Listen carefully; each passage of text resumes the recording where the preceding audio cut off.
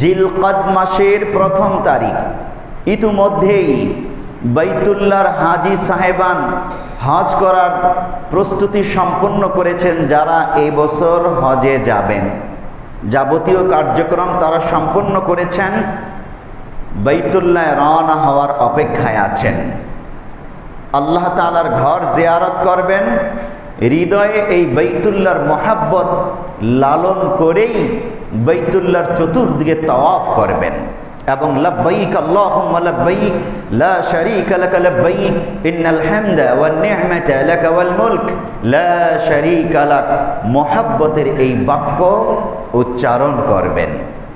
পেয়ারে হাজিরিন, একদিন পেয়ারা নবী সাল্লাল্লাহু আলাইহি ওয়াসাল্লামকে সাহাবায়ে কেরাম জিজ্ঞেস করলেন। হাদিসটি বর্ণিত রয়েছে হযরত আবু হুরায়রা রাদিয়াল্লাহু তাআলা আনহু থেকে। আন্না রাসূলুল্লাহ সাল্লাল্লাহু আলাইহি ওয়াসাল্লাম সুইলা আইয়ুল আমালি আফদল, ইয়া রাসূলুল্লাহ কোন আমলটি শ্রেষ্ঠ? সাহাবাগণ জিজ্ঞেস করলেন পেয়ারা নবীকে, ইয়া রাসূলুল্লাহ কোন আমলটি শ্রেষ্ঠ?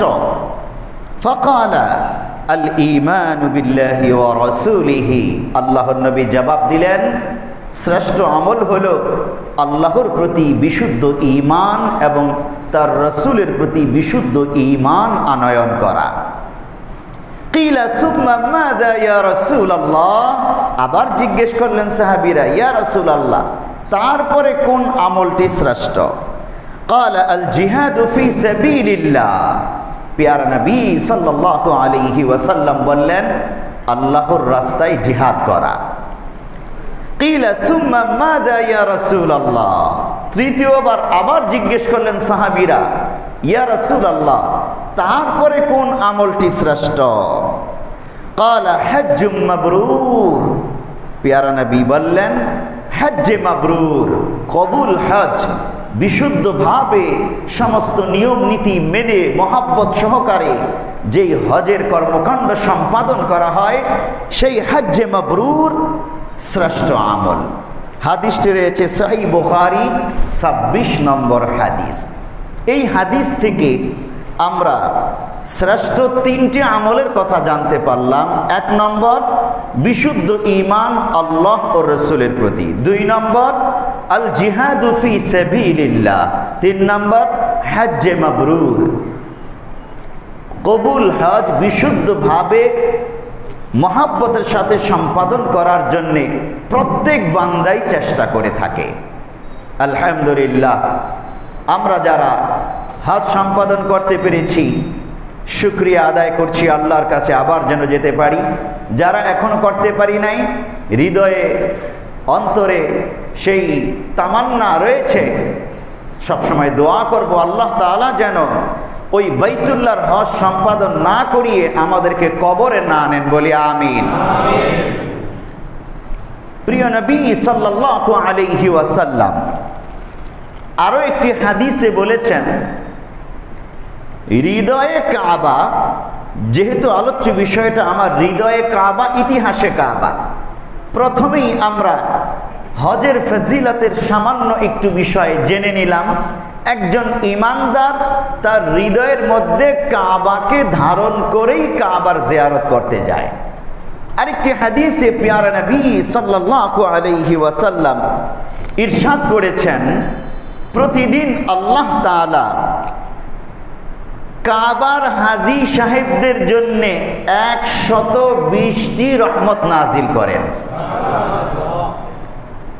120টি রহমতের মধ্যে তাওয়াফকারীদের জন্য 60টি রহমত, আর নামাজ পড়ে যারা কাবা সামনে রেখে তাদের জন্য 40টি রহমত, আর যারা মহাব্বতের সাথে কাবার দিকে তাকিয়ে থাকে তাদের জন্য 20টি রহমত।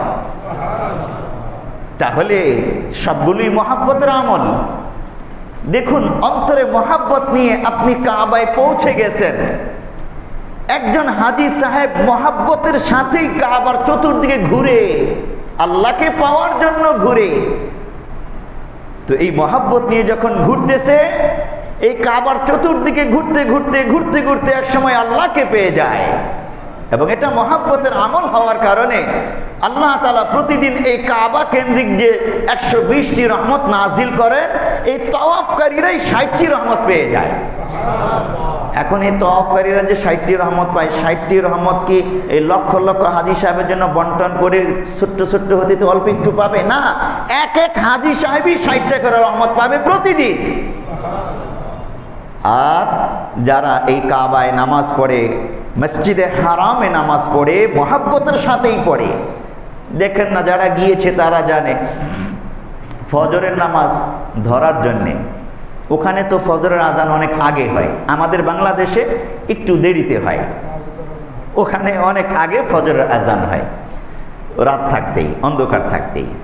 তো এই ফজরের নামাজ ধরার জন্যে আমরা রাত 3টার সময় আমাদের হোটেল থেকে রওনা হয়ে যেতাম। রাত 3টা, 2:30 এই সময় রওনা হয়ে যাওয়া লাগতো, খুব আগে ভাগে রওনা হয়ে যেতাম। মহাব্বত অন্তরে, কাবার মহাব্বত, মসজিদে হারামে 2 রাকাত 4 রাকাত নামাজ পড়ার মহাব্বত, যে ফজরের নামাজ পড়ার আগে কাবা থেকে অন্তত 2 রাকাত 4 রাকাত তাহাজ্জুদ পড়ে নেব, এই আশায় দেখতাম হাজী সাহেবরা উঠে রওনা হয়ে গেছে।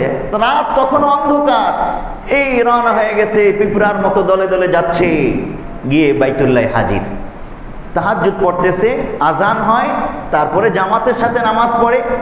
আল্লাহর নবী বলছেন এই নামাজ পড়নেওয়ালাদের জন্য 40টা রহমত, প্রত্যেক হাজির জন্য 40টা রহমত আল্লাহ তাআলা প্রতিদিন নাজিল করেন।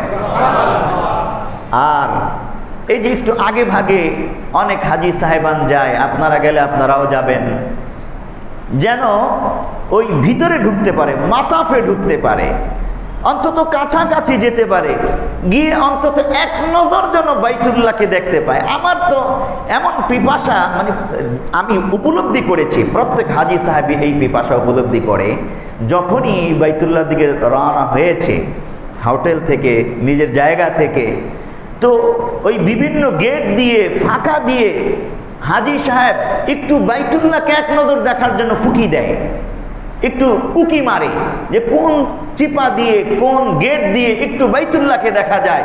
বাইতুল্লাহর কালো গেলা পরিহিত বাইতুল্লাহকে এক নজর দেখার পর অন্তরে যেই শান্তি আর মহাব্বত পয়দা হয়, এটা বুঝিয়ে শেষ করা যাবে না।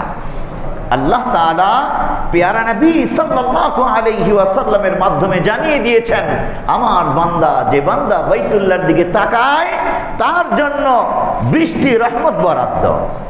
এই দৈনিক 120টি রহমতের মধ্যে শুধু তাকায় যেই ব্যক্তি, সে 20টি রহমত পেয়ে যায়। তো পেয়ারে হাজিরিন, এটা আমাদের জন্য অনেক বড় গনিমত। আল্লাহ রাব্বুল আলামিন বাইতুল্লাহ কেন্দ্রিক আল্লাহর মহাব্বতকে বাড়ানোর একটা রাস্তা আমাদের জন্য রেখেছেন। আমরা আমাদের জীবনকে বাইতুল্লাহর ছায়ায় কাটাবার চেষ্টা করব ইনশাআল্লাহ।